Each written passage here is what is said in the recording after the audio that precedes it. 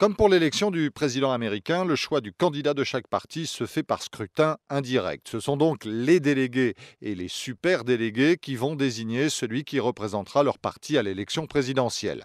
Le nombre de sièges de délégués à pourvoir varie selon l'État qui organise sa primaire. En général, tout dépend du nombre d'habitants.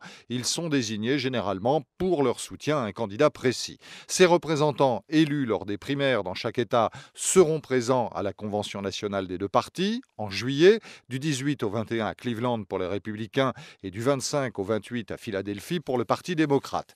C'est à ce moment que sera officiellement désigné le candidat de chacune des deux formations. Dans chaque parti, la règle est simple. Pour qu'un candidat soit investi, il faut que plus de la moitié des délégués et superdélégués le soutiennent. Le résultat est souvent connu à l'avance puisque l'on sait quel est le candidat soutenu par chaque délégué. Chacun peut se porter candidat. Les délégués sont des militants mais aussi des citoyens lambda, des étudiants, voire des célébrités locales.